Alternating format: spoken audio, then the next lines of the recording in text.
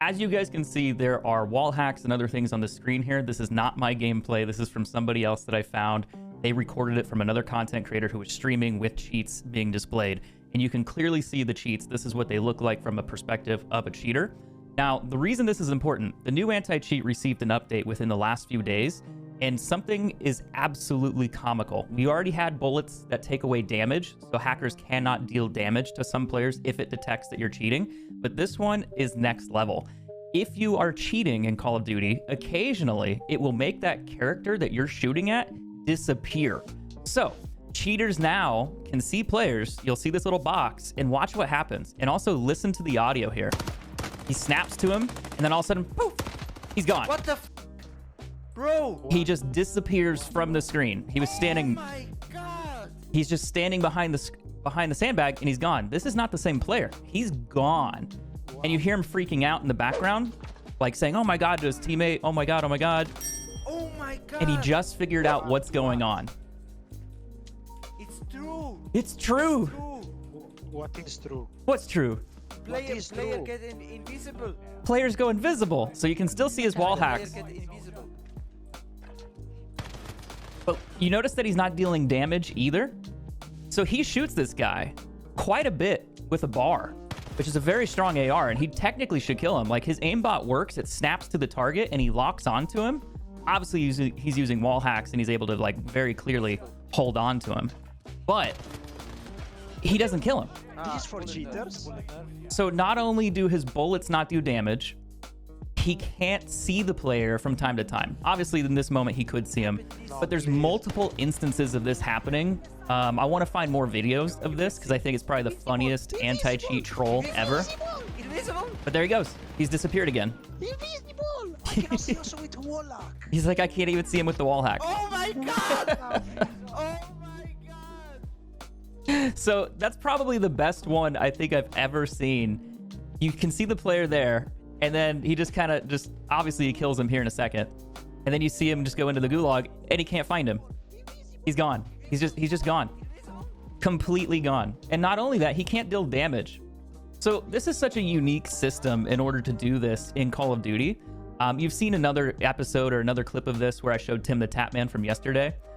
Basically, Tim is flying in a chopper with Dr. Disrespect, and he starts getting shot at. And if you notice, he's getting hit here. And he's like, I want to see something out. I think this guy's cheating. So he just stands out in the open, and he doesn't take any damage at all. He's like, look, he's not dealing damage. You know, come here, come here, come here. So he pushes over, and he runs over here, and he flies over here. And he goes and he sits down, and he just stands right in front of him, just flies right at him, full send.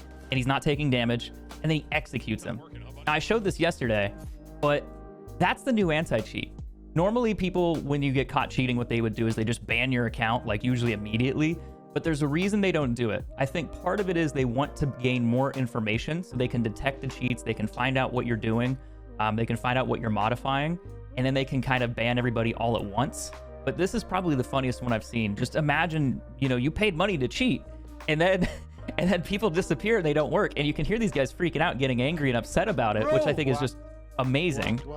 But it's just so fucking funny at this point. Like, I have never seen an anti-cheat do something like this, and it's so satisfying because nobody likes getting killed by a cheater. No one likes somebody who's hacking and ruining your game, and it's frustrating and it's irritating. But this is probably just the best thing I've ever seen. Plain and simple. You have to argue, like, wouldn't it just be better if they just banned the account altogether? But I really think, like, if they can make it to where players can't deal damage, they can't see enemy players if they're cheating, why not do it? Like, you obviously make it to where they can't ruin your game. Now, there are still moments that these guys do get kills. They can still kill players occasionally. It doesn't work all the time. I want people to understand that too. The anti-cheat is not 100% foolproof. We already see that. We get killed by cheaters occasionally. But part of that is because cheats get constantly updated. It's a program like anything else. It's like the anti-cheat, like anything else. They constantly make changes. They constantly make updates to it. And when they make those updates, it's harder to catch them again. So it's constantly evolving. I always call it kind of like a revolving door. So you have the anti-cheat company, which is going to be Raven Software in this case. They're going to develop anti-cheats and detection methods. And then the company who makes and develops cheats, there's hundreds of millions of dollars to be made in the cheating industry. it's insane like how popular it is, let alone how much money is there.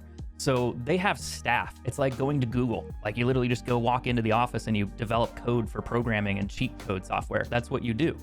So those guys, they will see what the anti-cheat update has done. And then they kind of basically like roll it back a bit and they'll just kind of reverse engineer it. They see, okay, they put these out. We're going to change this. It's going to work again. Then they update their cheat software. So players get banned and then they can tell that their members or their users are getting banned. So then they go back and update their software. And then once they update it, the anti-cheat company goes, well, what the fuck? We got to go back and find another way to detect what they changed. And it just keeps going back and forth, back and forth. That's why you cannot stop cheating, essentially. It's very, very difficult. There will always be some way to, on some level, that they're probably going to be able to do it. It's just, can you make it to where it's not as common or it's also not worthwhile? Usually you have to buy a game. You got to pay $60, $30 to play the game. Call of Duty Warzone is free, so that's kind of a barrier of entry. Then they have to spend money on cheats. They got to buy like other programs to do other things to get past hardware ID bans. But that's not really a big deal anymore because most cheat providers provide that, so it's kind of some bullshit. But the idea is that they want to make it to where people get banned fast enough that it doesn't ruin the online experience for us. So we can play games consistently. You maybe bump into one cheater in 10 hours, you know, and it's not a big deal. It's like, okay, cool, you lost one game, but you should still be okay, right? Like that's what you would like to see. People always get frustrated. They always ask me, why don't they just ban cheaters outright? I mentioned before that you can't do it. You can't just ban cheaters. It just doesn't work that way. You can ban them, and they normally do wave bans. So what they'll do is they'll write down names, they'll write down lists, and then what they'll do is they ban everybody all at once. And the reason they do that is so they can kind of ban everybody overnight. That way the devs don't know that somebody's like that not the anti-cheat, but like the cheating companies don't know right away that, oh, our cheats are detected. So they try to get as many people banned as possible, like as fast as possible. But they do it all at once overnight, and then they're like, oh shit. And then you have like this downtime where people's programs don't work. So you basically get maybe a week to a month where there's less cheaters because nothing is working. So that's why they do those types of strategies. There's different reasons for it, but that is usually the biggest one. So how do you know so much about cheating? Well, basically I've been playing Call of Duty for the last 10 to 12 years. I've been playing Call of Duty FPS games 10 days, 10 hours a day for my whole life. Believe it or not, I've never actually used cheats, but when you play a lot and you see other people cheat, or you're just in that scene and you make videos, I try to be informative. You know, that's the whole thing. I research things. I watch gameplay. I see footage. You talk to other people who do cheat. Like you see them in their game, you interview them, you talk to them about it. You watch other people who make videos. You learn from that.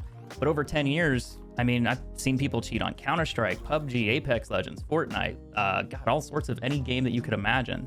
But I've always laughed because people are like, but Dan, if you know this much about cheating, that obviously means that you're cheating. And I did take programming in high school, so it's like I have some understanding of programs, and you know that was going to be my job. Like I took Visual Basic in high school. I have my Cisco network like certification. Back in, God, I was in high school when I got it. So it's like I've taken a bunch of computer classes. I was a nerd. But I've always said this, and it's kind of a weird comparison, but if a detective who solves murders, the homicide detective, knows a lot about murder and how people die, does that make them a murderer? Like, no. It just means that they're well informed on a topic.